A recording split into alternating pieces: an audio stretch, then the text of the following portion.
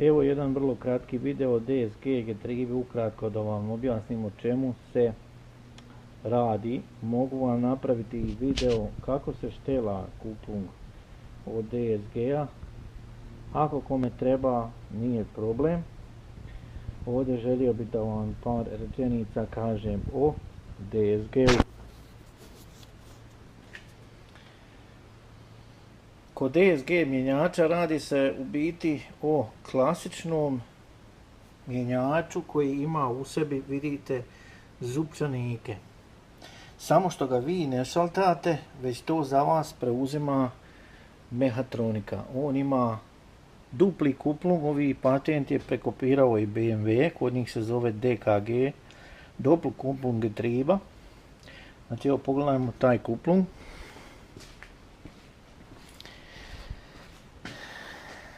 Taj kuplung, ta lamela ima dvije lamele. Jedna preuzima prvu, treću, petu, sedmu brzinu, a druga lamela, druga, četvrta, šesta i rikvec.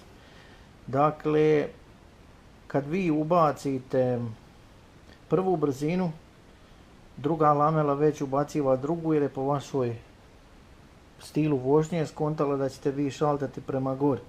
Kad ste vi ubacili, dakle, kad je trebalo da dođe druga je brzina bila tu, samo trebalo kuplung pustiti koje to ide munjevitom brzinom. Zato vi ne možete nikada šaltati kao što može DSG.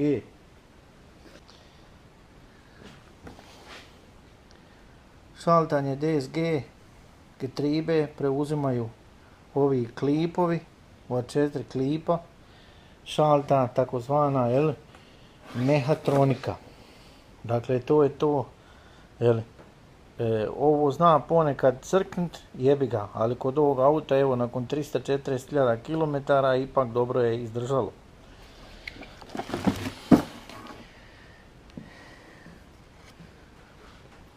Sve u svemu, rekao bi DSG je jedna jako dobra stvar.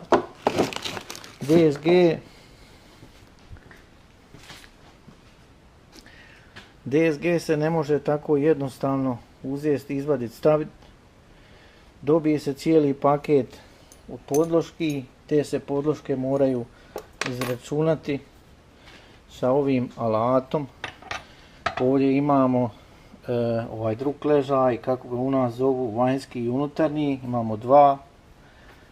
Dakle, mjeri se time što se stavi ovaj alat sa standardnom mjerom i onda se sa H linearnim digitalnim šublerom mora mjeriti, izračunati dubina i tako dalje i tako dalje. Ima računati, odbijati, ali kad ste to vidjeli, kad vam je neko pokazao ili kad imate uputstva, nije problem, ide, ali eto, trebate imati ovaj alat, bez alata ništa, ovdje je stara i tako.